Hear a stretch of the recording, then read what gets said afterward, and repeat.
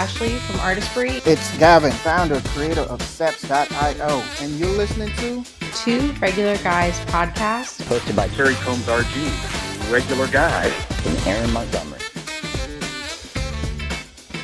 The place to be for industry news. The best dad jokes on earth, along with relevant topics to apparel decorators. Prepare for the wild.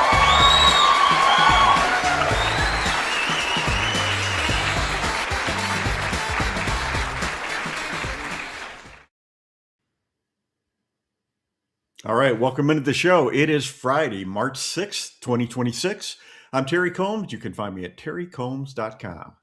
And I'm Aaron Montgomery with our Success Group and Super Gamut. And this week, we've got a good friend of ours, Teresa Hagel from ASI, joining us to break down a recent study that ASI commissioned on the CO₂ impact of promo products. And we got a little inside baseball interesting stuff here. And I think, Terry, we're gonna unpack some really interesting details that will help us all, regardless of what industry we're in, kind of learn and implement when it comes to sustainability. You know, one of the things we talked about in our 10 things we'd like to see is kind of a return to that call for more sustainability. And so I appreciate the opportunity to get back to this. Besides Cassie, I think Teresa and Cassie are right there. They both carry that flag pretty evenly. And so Indeed. Love having them on. We got some cool stuff coming up with both of them and in this realm. So really excited for today's show, Terry. Yeah, and a lot of surprising information, I think.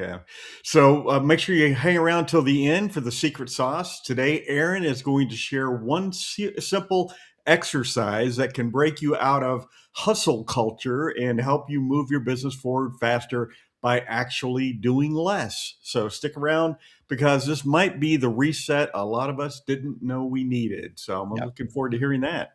Less is more. And I'm not speaking to anybody particular on the panel right now, but all right.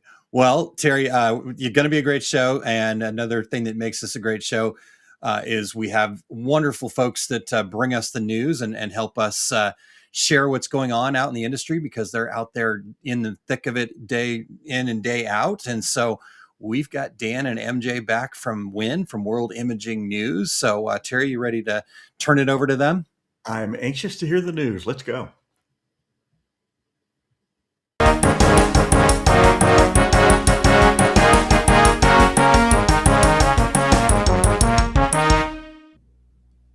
Hello, everyone. MJ here, coming to you from the beautiful Bogota, Colombia, where the coffee is strong and the buzz is even stronger.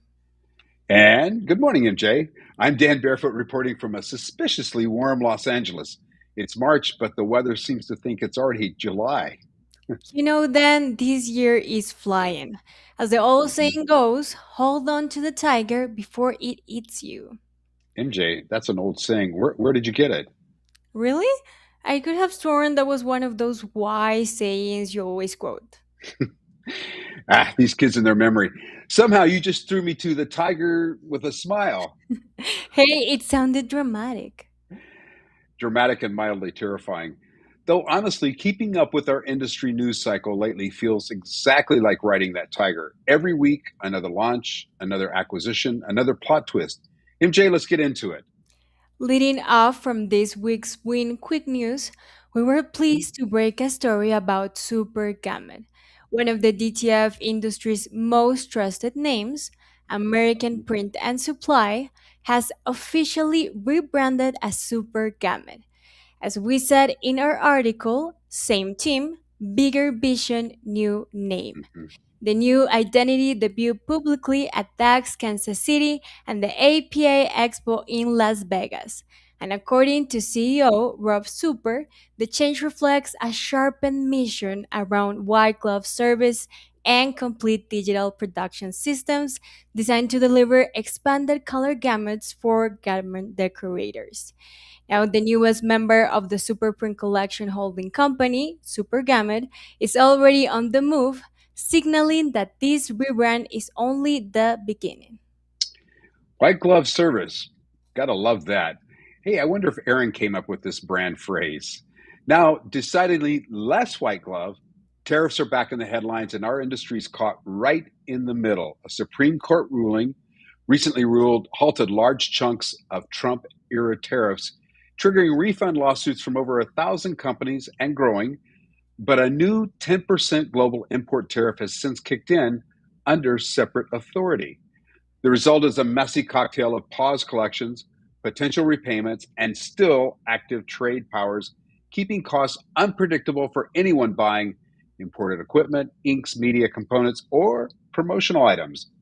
Bottom line, stable pricing isn't coming anytime soon, which makes planning and investment decisions a real headache for the months ahead. And as announced in our last news session to regular guys, Mhm. Brother is in the process of acquiring Muto. The tender offer is progressing and remains open for 30 business days, giving shareholders until March 23rd to evaluate the offer and decide how they wish to proceed. Brother expects to have everything wrapped up by April, and Muto will then be a division of Brother. Wow, Brother has moved super fast indeed. Mhm. And hey, Dan, sounds like Brother you survived the tiger. Barely. Still in one piece, at least for today. Hey, for the latest in digital imaging news, head over to worldimagingnews.com. And for our Latino audience, visit worldimaginenewslatina.com and sign up for Win Quick News. That's a wrap on this edition of Win News on Two Regular Guys. I'm Dan Barefoot. And I'm MJ. Until next time, be healthy and keep on smiling. Manténganse saludables y sigan sonriendo.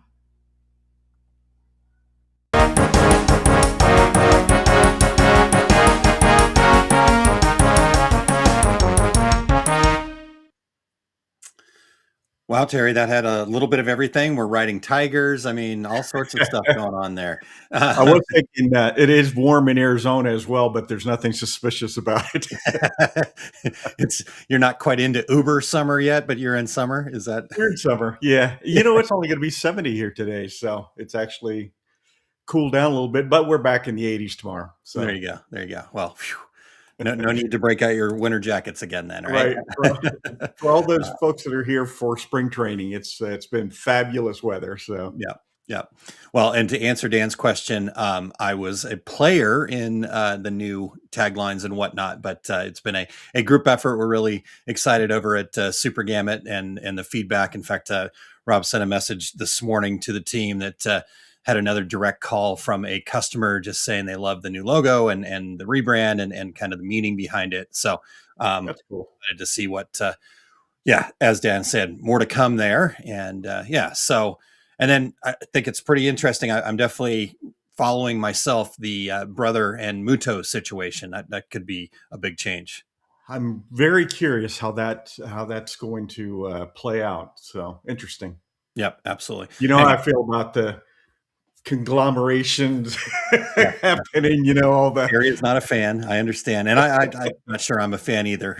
It doesn't always help, but hey, if it gets better customer service, better technology, then I'm down with it. But so, and Kim Johnson did say she wore a hoodie on her walk this morning. So I told you, it's only 70 degrees here. Going to be 70 degrees. All right. Well, you guys make sure that you are over at worldimagingnews.com and getting signed up for the newsletters and World Imaging News Latino. I actually get both. And MJ's version, I look at and I go, oh, I wonder what that says. But then I have the English version, so it works out. All right. Well, good stuff. Thank you guys. Thanks to Dan and MJ for being here. We've got some people checking in already this morning. We appreciate it. Doug says, hi, everybody from windy Los Angeles. And Chuck Peterson checking in. Good morning, everyone. And Super Gamut checking in as well. Said, super job win. I think that's a play on words there. Thanks for the highlight. and we already got a chance to say good morning to Kim Johnson as well. So if you guys are tuned in live, make sure that you are commenting. We're going to have Teresa here in just a moment. really good stuff happening. And so we want to hear what you guys think of all this and where you land on this and what questions you have for Teresa and stuff like that. So good morning to Rena Cooper as well. So keeping Eric on his toes here this morning. All right, Terry. Well, dad joke. I again, I always love kind of getting into the outline for the first time when you put the dad joke in there, because, I gauge it by how much I actually laugh out loud. And this was definitely a laugh out loud for me. So we'll see how it lands for everybody else. All right, let's hear it, huh? Pressure's on.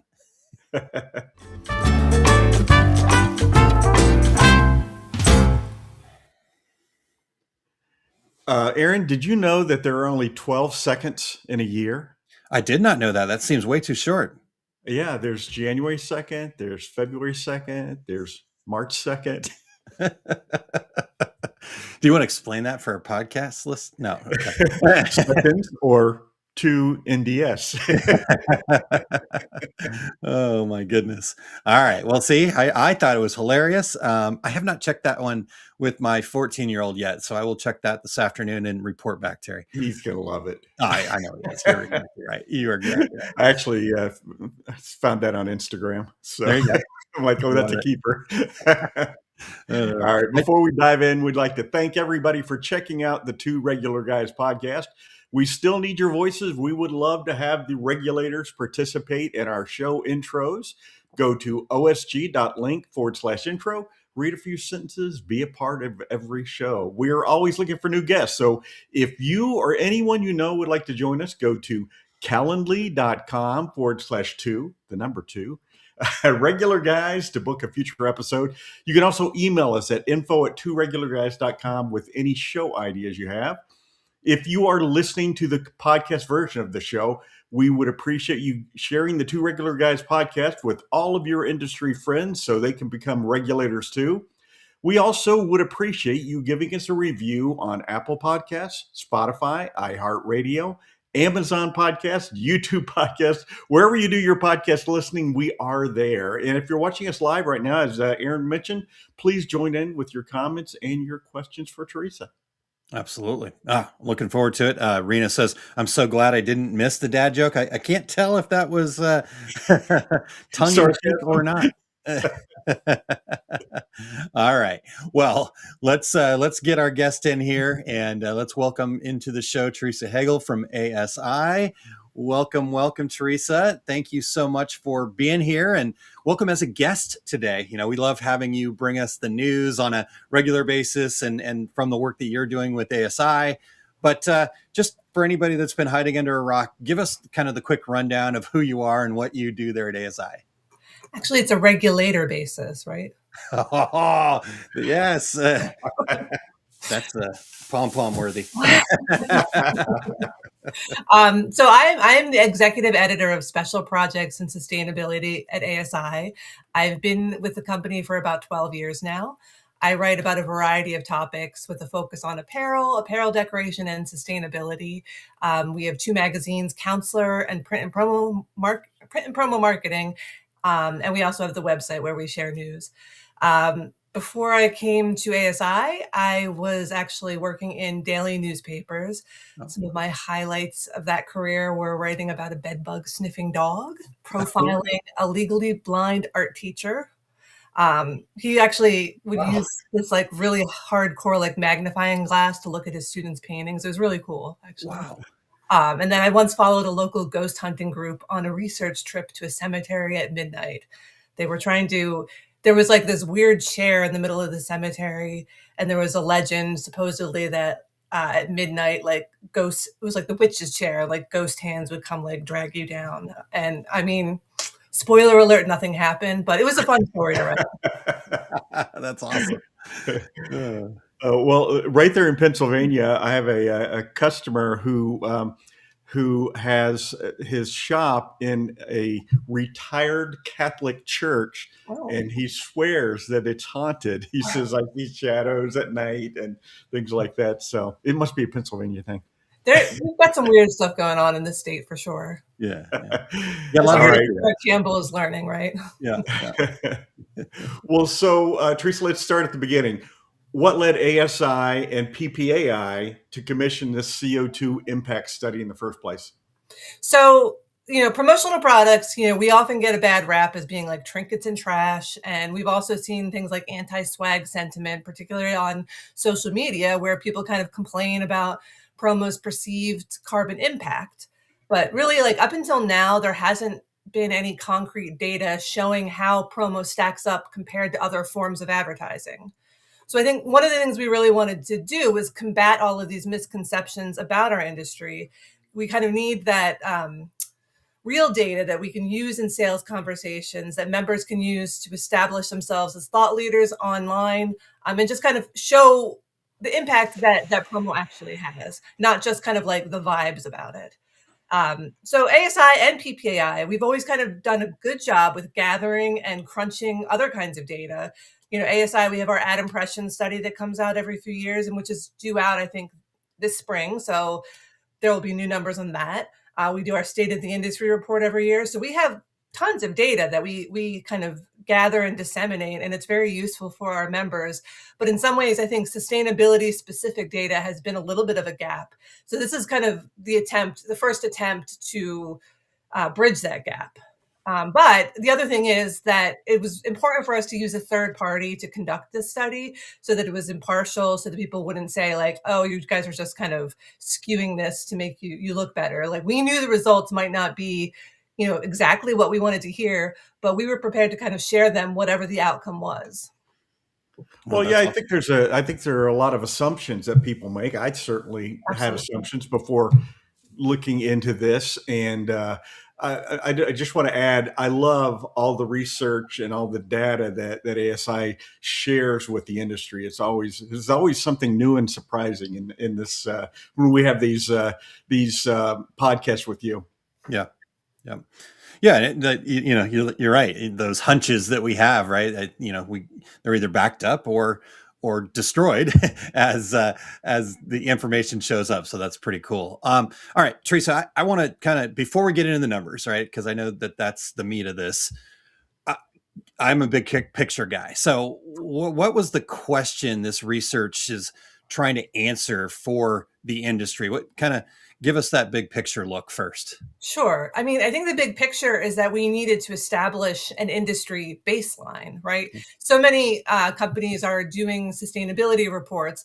Before you can actually make any progress on sustainability, you need to kind of establish the baseline metrics and then work from there. Like we don't know if you're improving anything if you don't know where you're starting. So as I mentioned before, we wanted to give our members some concrete data that they can use to answer questions and concerns that, potential clients have about the sustainability of the promo industry. So what we did was we compared promo to 5 other advertising mediums, out of home, which would be billboards and signage, digital advertising, radio, TV, and print advertising.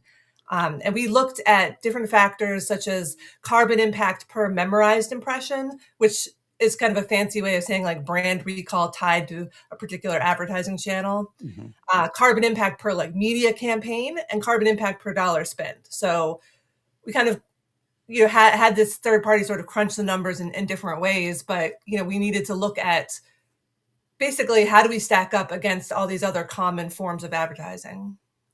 Interesting. I think I love the concept of this. I was kind of surprised when we first started talking about this. I thought, oh yeah, why hasn't anybody done this before? So, yeah, it seemed like it should have been a no-brainer, right? Yeah, but let's talk about the headlines. So, what are some of the most surprising things that came out of the study? So, like I said, we didn't really know what the study was going to say. So that it was really exciting to actually find out that by most measures, promotional products have the second lowest carbon impact of all advertising channels. What kind of came in first was billboards and other out-of-home advertising. But promo, for instance, generates 0.56 grams of carbon equivalent per memorized impression. And that's with the combined US and European data that we gathered. Out-of-home advertising is just under that figure with 0.54 grams of carbon equivalent per memorized impression, whereas digital advertising is 4.57 grams of carbon equivalent per memorized impression, which is actually 8 times higher than promo. And I just wanted to note carbon equivalent. That's kind of a standard unit of measuring carbon reporting. Carbon dioxide is the most common greenhouse gas, but there's so many others associated with climate change. So in order to streamline and simplify reporting, emissions are generally converted into that equivalent figure. So if that like kind of threw you off, that's where that comes from. Interesting. Okay. Well, okay. One of the stats, Teresa, that really kind of stands out for me is that the promo's carbon impact per memorized impressions is 8 times smaller than digital advertising. Can you unpack a little bit of what that means specifically? Yeah, sure. So yeah, I think that's something that surprises a lot of people. After all, promo products are physical, tangible items, and digital advertising is not, right? Like there's nothing there. Yeah, exactly. So like naturally you would assume that, promo must have a higher carbon cost because it's something that's being produced physically. But if you think about it further, digital advertising has some hidden energy costs, particularly with digital media's increasing reliance on like very energy intensive AI, and then all the data centers that are necessary to power cloud-based computing and storage. When you're calculating the carbon impact of a digital ad, you also have to think about the energy intensity of kind of every phone and every computer that's used to view that ad, right? So the cost it's not like a one and done cost. Every time it's viewed on a device or on a screen, that has an energy cost as well. So it's one of those things where you instinctively think, it's not, it's digital, so it's less impactful, but there's so much energy involved in all of these electronics that we just don't think about. Yeah, it's like digital marketing. It's just like magic. It's just there, right? So, why does promotional merchandise perform so favorably in this comparison? Okay, so think about the last digital ad that you saw, or the last sponsored video you watched on social media. Like, can you even remember what it was? Do you there's No. yeah, right? No. There's so much digital noise out there. Messaging gets drowned out so easily, so quickly. It's just it's like digital white noise, right? Like we see so much, we have ads blocked, we fast forward through the commercials. Promo products, on the other hand, they promote strong brand recall because these are gifts that are given out by companies. They're useful, they're fun, people remember them, they keep them. Like a TikTok ad is probably 10 seconds long. A favorite branded hoodie, you might have that for 10 years. Each time you wear it, it's evoking strong feelings and memories. Obviously this is the caveat on this premise is that it has to be good promo, right? Like nobody's denying that there's promo that is not being used effectively. But if you're doing this right, if you're doing this well, people are going to keep those items. They're going to appreciate those items. They're going to use those items. So that spreads out that carbon impact over a much longer period than a 10-second ad that's nobody remembers. So yes, there's a carbon cost associated with creating promotional products.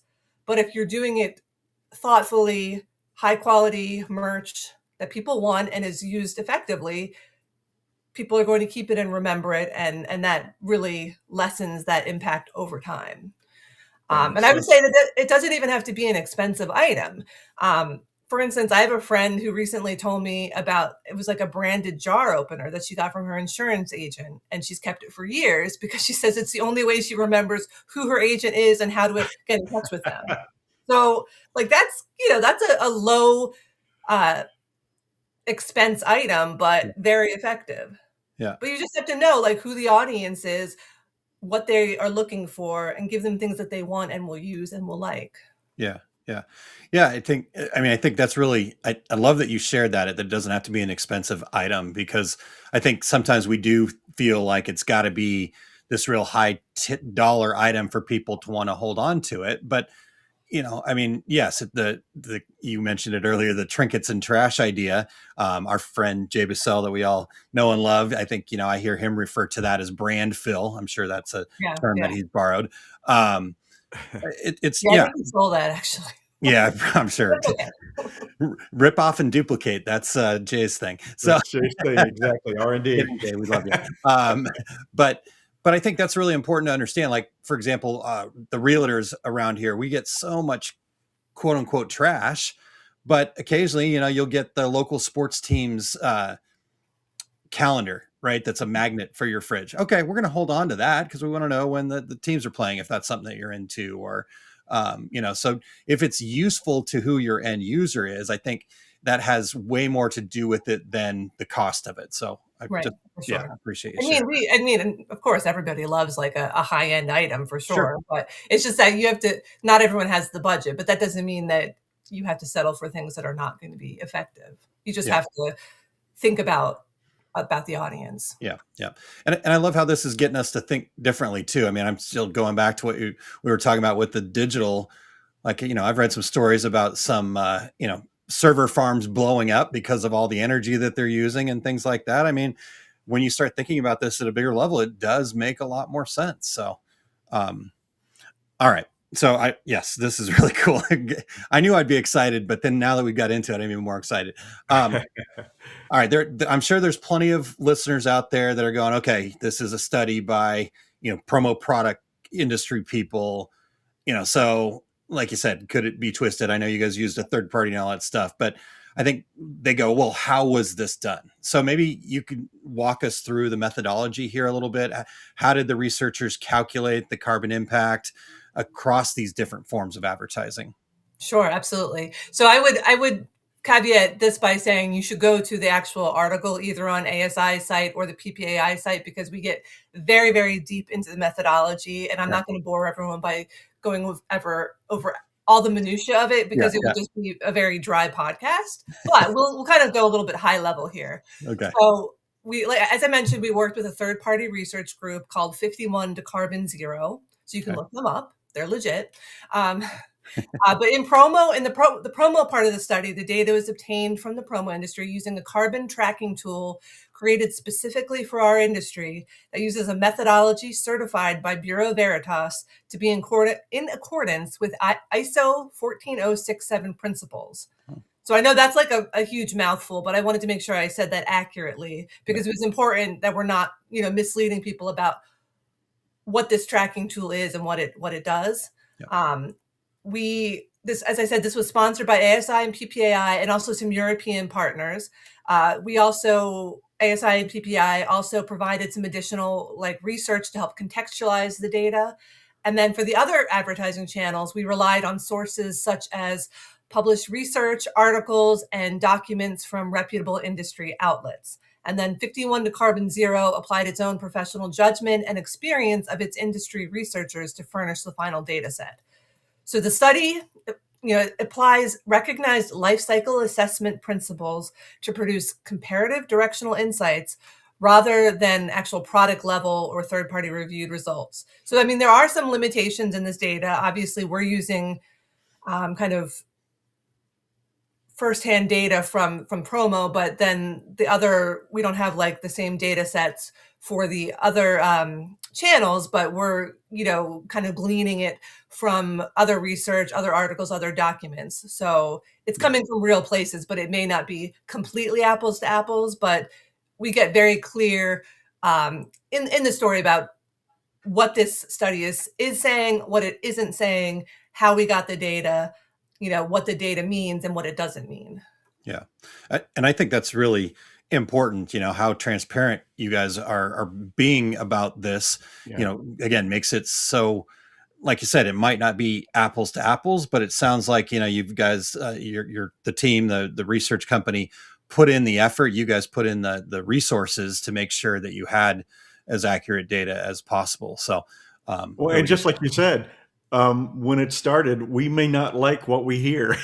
Right. Yeah. And I mean, one of the things that we always say with sustainability, I think we said this at the Merch Summit last year too, is just it's progress over perfection. So we know we're not going to get it completely right at the beginning, but that doesn't mean we shouldn't start and actually start collecting data and doing something. So everything can be improved, but this is like a baseline. This is a starting point. Yeah. That's awesome. And Eric did put the link to the full article in the comments there. So if you guys want to check that out, and we will definitely have that in the show notes as well once this show gets up on our website and out to the podcast world. So you guys can go check that out. Yeah. So Teresa, you told us that the data for this study came from real companies in the industry, but so without naming, giving away any names, what kind of distributor data helped make this all possible? Sure. So basically, we gathered data from two significantly sized distributors, one based in the US and one based in Europe. The sales data was collected over a 12-month period. With the European distributor, it included full detailed sales data. For the US distributor, it was the same time frame, but it was summarized sales data. Each product was assigned to its own category and its own weight. Average CO₂ factors per gram of product per category were then applied using that carbon tracking tool. This is where I said, like, you're not going to want me to get into all the exact details because it is like mathematical formulas, and that's not my strong suit. I'm not going to be able to explain it like well to you. You're not going to be interested in listening to it. But that is, like I said, that is all laid out in the article. So if you are a numbers nerd, like, I would recommend that you go look at that and like pour over that methodology and learn more. I was just going to say, if you want to nerd out, go to the article. Yeah. So, all right, the really good stuff. And Teresa, to your point, yes, the two regular guys are not. We like a good spreadsheet, but probably not math nerds, right? So, all right, and yes, that would not make for the best podcast. So this has been great. I appreciate you giving us the opportunity to dig in here. Now, okay, so this also stood out to me, Teresa, is the fact of the matter is this was a joint effort between you and PPAI, and not that there's any bad blood or anything there, but I guess if you looked at it from the outside looking in, that those are competing entities, right? And so I guess give us the take on the significance of those two organizations collaborating on a project like this. Yeah. So yeah, you're right. We are friendly competitors. Like I go to the PPAI show, they come to our shows. Yeah. We're definitely on the frenemy side. Not not even enemy, friendly, very friendly. But we are competitors. So I've been writing about sustainability for about 3 years now.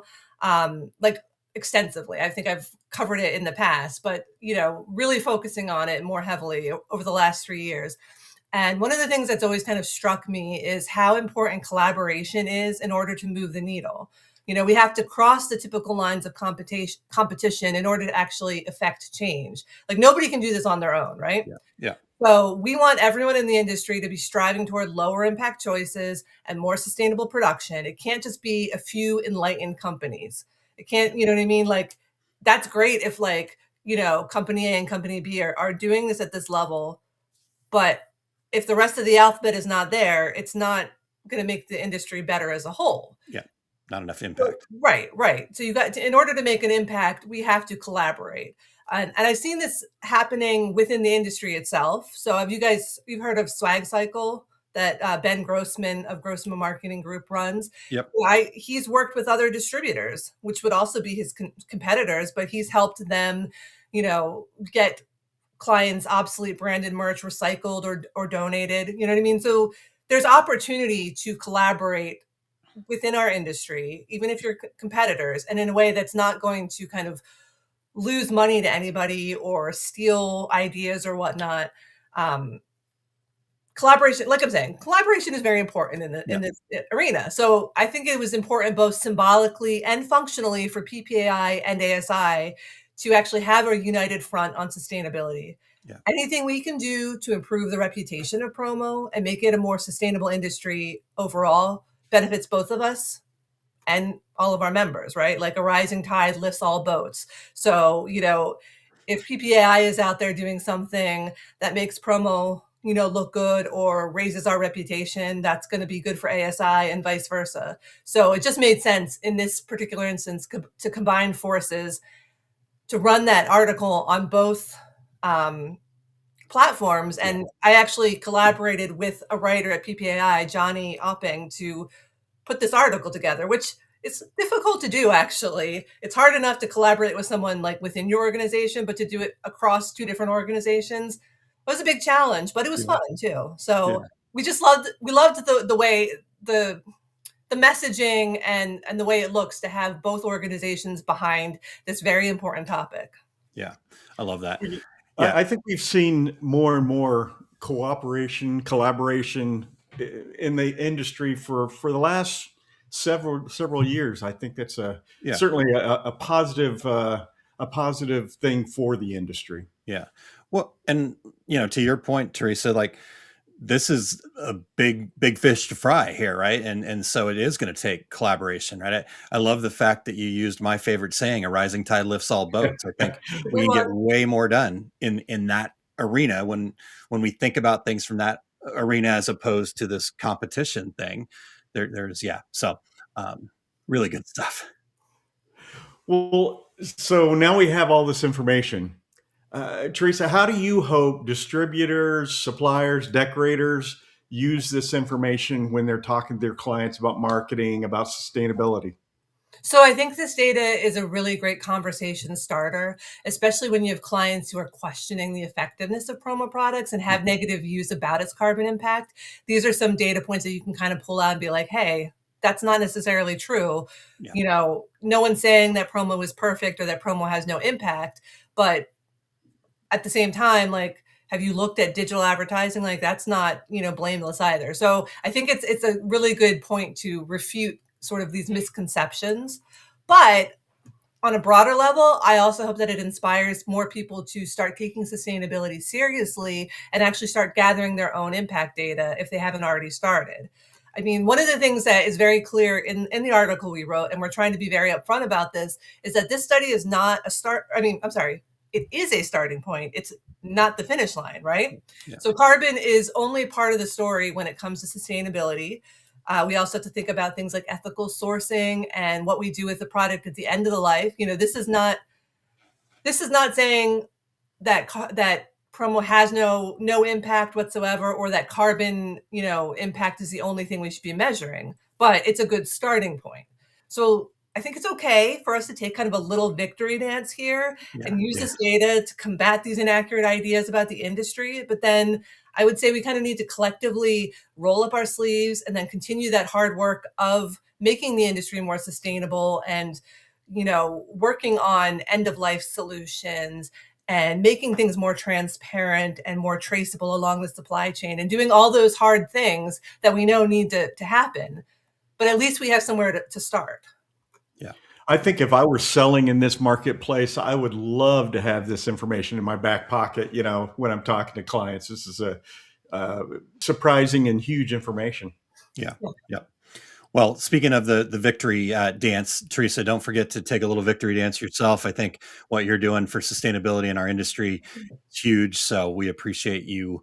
Again, we've always kind of, Cassie's been our standard bearer, and then you came along like, whoa, wait a second, we got two here that are you guys are doing amazing stuff. Well, the two of us together are a dynamic duo, and we're unstoppable. Exactly. Unstoppable. Agreed. So, but again, the collaboration that you guys are then willing to do together with other people. Like I said, you guys understand that to make an impact, we can't just be in our own silos here. So, because I think sometimes people might go, oh, well, we're talking promo products here.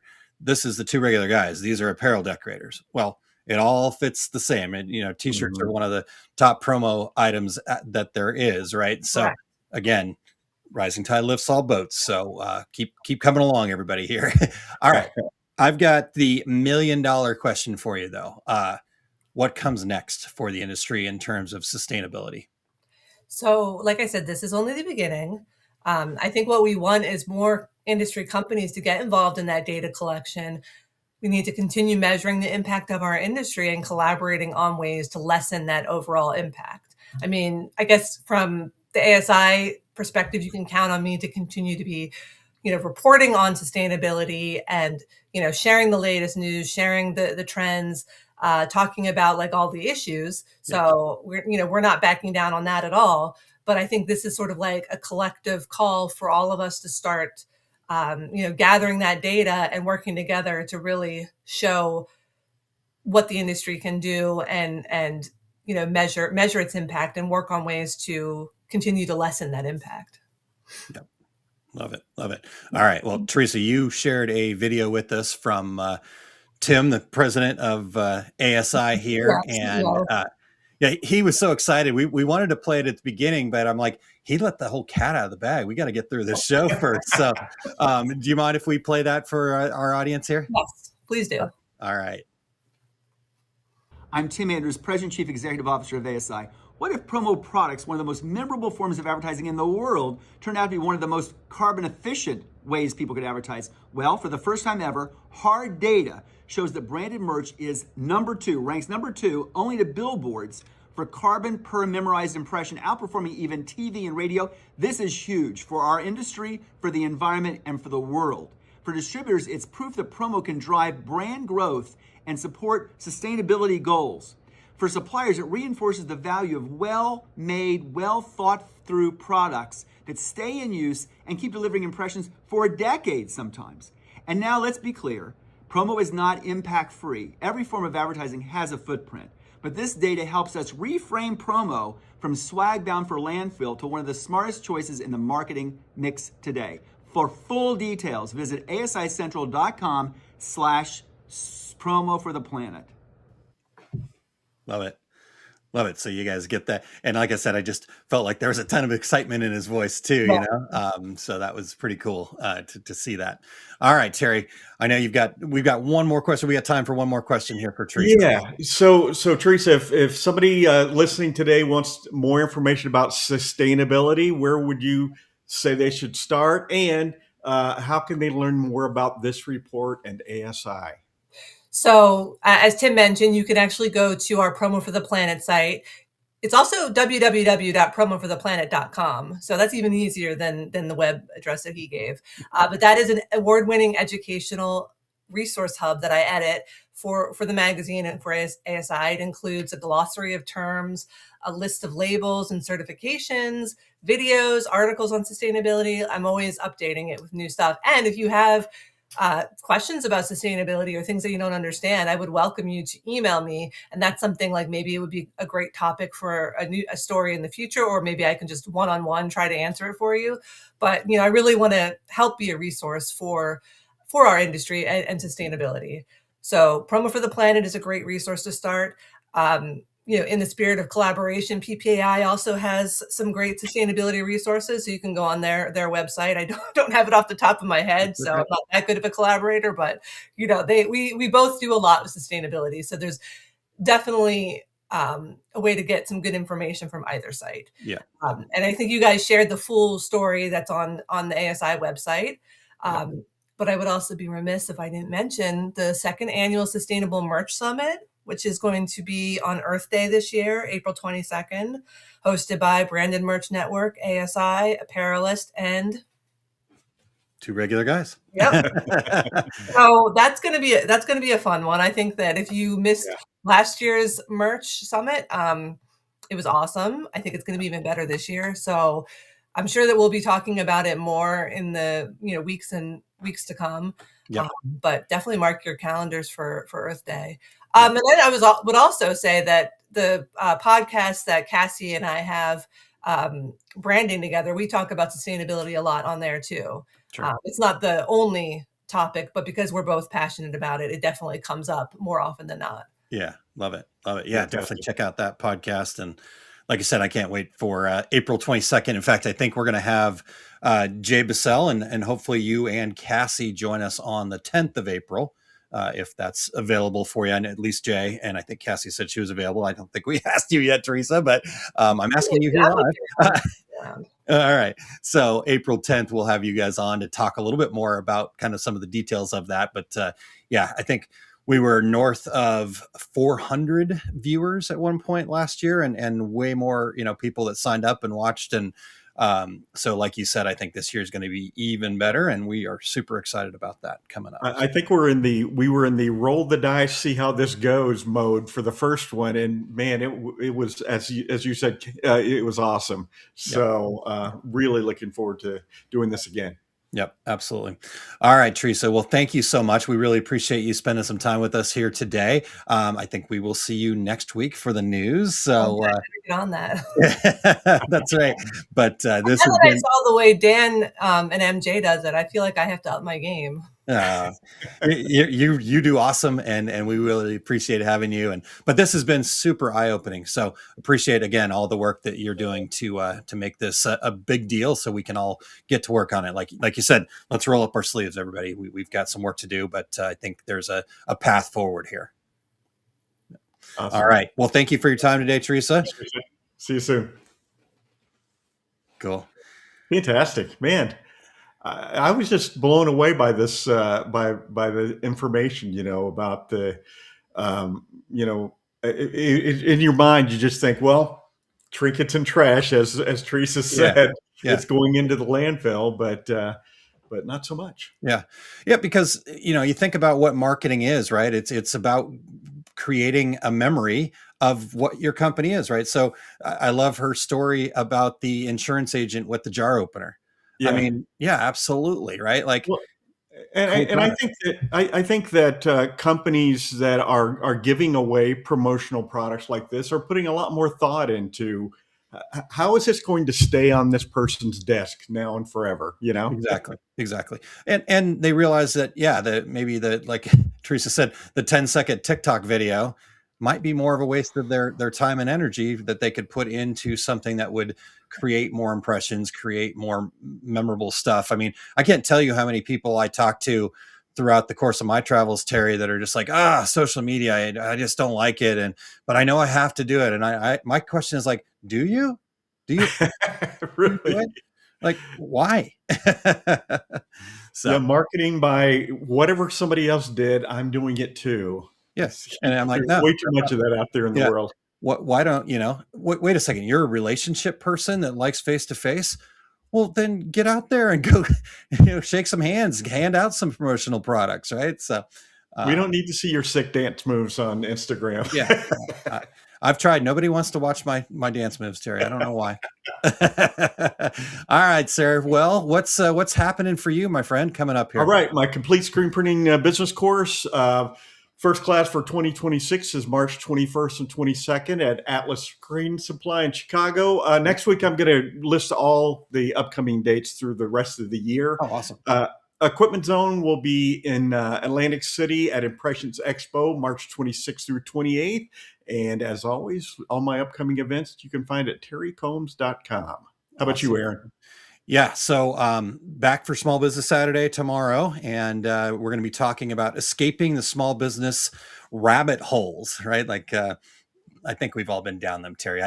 Let's be honest, right? And so, think I of things went like down the rabbit hole when she started talking about ghosts. Yeah, exactly. We could have been there for hours with that. So, but just again, it's okay to go down a rabbit hole every now and again. But when we think about weak boundaries, poor energy management, overworking ourselves, chasing the distractions of the shiny objects, and just how do we identify real revenue generating projects so you stop spinning and start building as a small business owner? So if you'll go over to liveosg.com, you can subscribe there, and that'll take you right to my YouTube page. And there's lots of great business mindset topics and tips there. So I just posted a new video the other day, and so try to keep as much information up there to just help people fall back in love with what they get to do. So that's liveosg.com. And then actual out on the road for me, I will be in Dayton, Ohio for the DAX show coming up April 24th and 25th. I get to teach 2 classes there. In fact, Andy Swanson said, I'll see you at DAX Chicago. I'll be my wife's first DAX show. Awesome. I'm looking forward to meeting her, Andy. And I think Andy. I think you introduced me to Andy, maybe, Terry, back in Minnesota years back. Oh yeah, absolutely, yeah. Yep. For so sure. Anyhow, so yes, same classes at DAX Chicago that I'm doing in Ohio. So sorry, I got off track. I just was talking about chasing shiny objects, and then look at me chasing shiny objects. As you can tell, I need a lot of help with this, so I think a lot about it. So I'm going to share what helps me a little bit. All right, Friday, April 24th. From 10:30 to 11:45 a.m. I'm going to be sharing the myth of everyone is my customer, kind of this idea of why we need to niche down. And I just want to share a clear vision of who you serve and how to attract more of the right customers for lasting success. And then immediately after that, for those of you who want to just hang out in the same room with me, at noon, we'll be doing Bye Bye Burnout. I'll be sharing how to prevent burnout before it starts and create sustainable habits that keep your creativity and business thriving. And then the next morning, I get to kind of facilitate a discussion. We had an awesome first round of this in Kansas City, and it went really well. So DTF 101, from file to finished print, what actually matters. And it was really cool to facilitate Rob and Sean just sharing their knowledge and the knowledge that I have about workflow, artwork, software, files, ink, color, application processes. I mean, like, I think sometimes people get a little too focused, right, in the DTF world. It's about this one part of it, this printer or this thing, right? But the reality is, to be a successful DTF printer, you need to look at the big picture. And so we were able to really facilitate some great information for people. And so all of the feedback we got when we got back into the booth, people came up and we just continued those conversations. So make sure that you show up for that. That's going to be Saturday, April 25th at 8:30 in the morning. And I think the guys from Corel Trainer have sponsored the coffee again. So there'll be coffee there for you, the whole nine. So we appreciate them. But go over to daxshow.com to register and take advantage of early bird pricing. So, hey, do you want a dad joke to tell when you're doing your presentation in Dayton, Ohio? I do. I do. You want to tell me now, or do you want to wait for later? Yeah. You know what's between Dayton, Ohio and Marion, Ohio? I don't. Engagement, Ohio. Okay. Yeah. Oh, all right. Okay. let me tell you what Eric's got going. Eric, stop typing. The lettering's going everywhere, buddy. So join Eric today for the Take Up episode 244, breaking up letter forms and digitizing modes for satin stitch. In this episode, we'll be digging directly into the way we break up letter forms into discrete shapes for clean satin stitch lettering, and discussing the tools and techniques we use to draw those shapes. If you want to dig deep into glyphs and letters, as well as discuss the difference between spline, I don't know, Eric, Bezier, and two-sided column entry, this is the detailed look you've been waiting for. So jump in, 2:30 Mountain Time, 4:30 Eastern Time. Head over to ericcampbell.com and click the Take Up at the top and to access this and all the episodes. Eric is also returning to Atlantic City Impressions Expo, March 25th through 28th, so you can expect versions of the Technique Toolbox, his recently well-rated cap embroidery class, and more. Use promotion code SPEAK207, SPEAK207 for 20% off all the conference entries.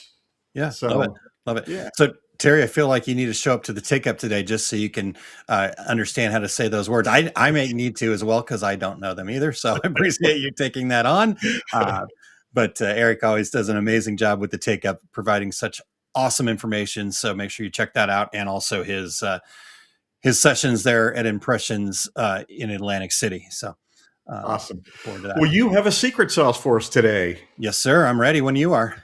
All right, let's hear it. I'm looking forward to it.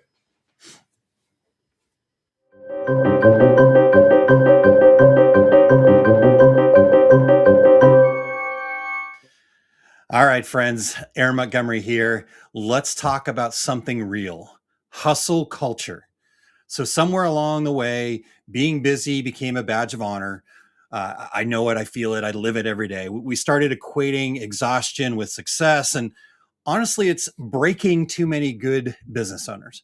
We all start to think, if I'm not busy enough, I'm not successful. There's the I call it the bro marketing out there. They're screaming at you to 10x your business. And honestly, they just want you to feel burnt out so they can sell you the next miracle solution, right? Look, I get it. I'm a workaholic too. And when push comes to shove, we want to work hard and do a good job, right? As Terry always says, do good work, deliver on time. But here's the deal. Yes, you can sprint for a season, but you can't sprint for a lifetime.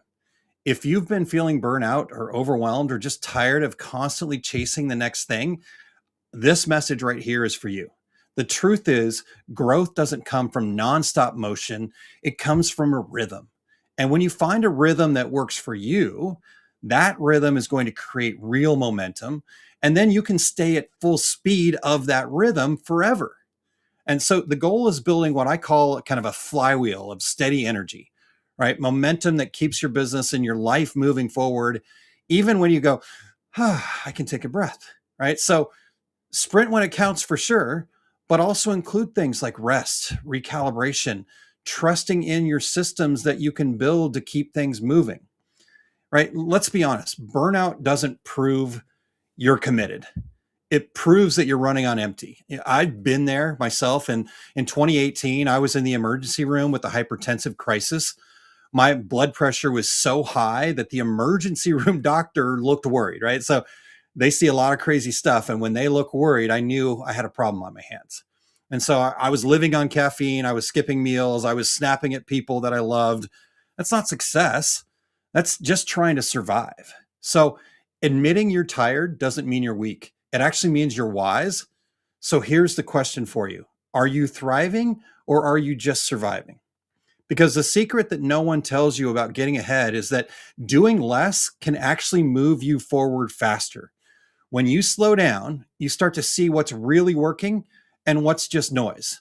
And once you see that, you can finally say no with confidence and yes to the right things with clarity. So that's how you shift from I have to into I get to. You stop living by pressure and you start leading by purpose. Now, take this video as maybe it's a calling for you, or maybe it's a permission slip that you need to reset, to just breathe, rebuild your business and your life around what truly matters. And so the assignment here isn't more, it's clarity, it's alignment. And to be honest with you, it's probably less. So I want to give you the practical fix though, right? That's woo-woo high level stuff, which I think hopefully hits for you guys. But here's the practical fix. Carve out 30 to 60 minutes of complete uninterrupted time. No notifications, no email checking, no calls, nothing but you and your thoughts. And keep that meeting with yourself as if it were a meeting with the most important person in your world. Spoiler alert, it is the most important person in your world. It's the person you spend the most time with, you, right? So go to that meeting with yourself, spend the first 5 minutes just breathing and breathe from your stomach, right? That breathing. And as you're breathing, intentionally slow down your breath and make the exhale longer than the inhale.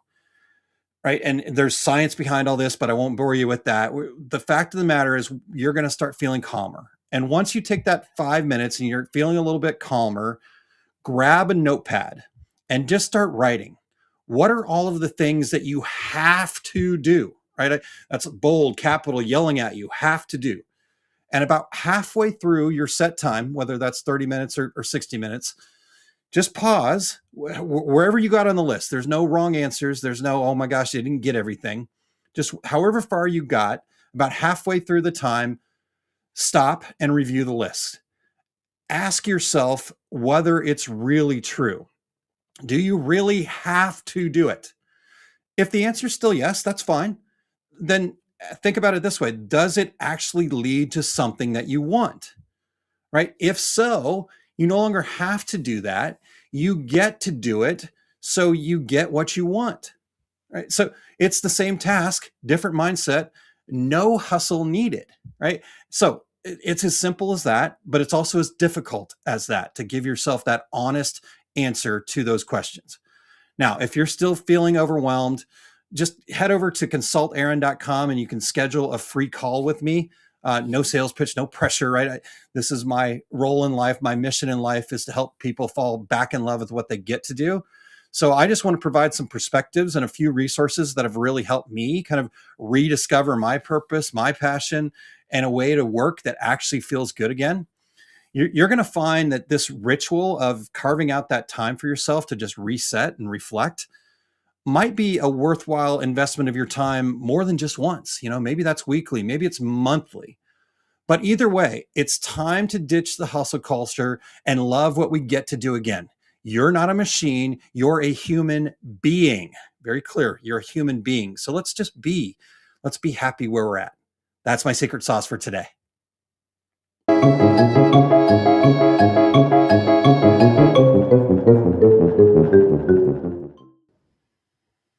Absolutely love it. I'm ready to go today. There you go. My notepad. There you go. Terry's always ready with the notepad. I love that. So, yeah, hopefully that helps one person at least. Anybody. Again, I'm happy to talk with anybody at consultaaron.com if they need some help. So I get it. I was there, and people help me, and so I'm just passing it along. That's awesome. Fantastic. All right. Well, wow, what a great show today. Right on time. We've come to that closing moment here. Thanks to Teresa and ASI and PPAI and all the people that collaborated in this and took some time to bring this issue to the forefront and give us a path forward. So I'm really excited about what 2026 holds for sustainability in our industry. Absolutely. That was fantastic information. We also want to thank our show producer, Eric Campbell, for all he does, keeping us on the air, pushing those buttons, turning those wheels. Absolutely. Thank you, Eric. Great to see you again. I missed you guys. So, even though I kind of saw you, but I just felt like I was on the road and running too fast. So it's good to be calm back down and with you guys again here. All right. Well, next week, Terry, we're kind of still in the works. We're this is one of my favorite sayings of Terry's. We're noodling. So if you guys have anything you want us to talk about, happy to do that, or any guests that we're missing. We're starting to get some people filling in, but for some reason, next Friday just wasn't on people's calendar. So jump in there. If that's you, go to calendly.com/2regularguys. But until then, we'll figure out a really good show for everybody. And then Terry, thank you for reminding me as well. Everybody remember to spring forward on Sunday. Well, everybody but Terry, since Arizona chose not to participate, right, Terry? Yeah.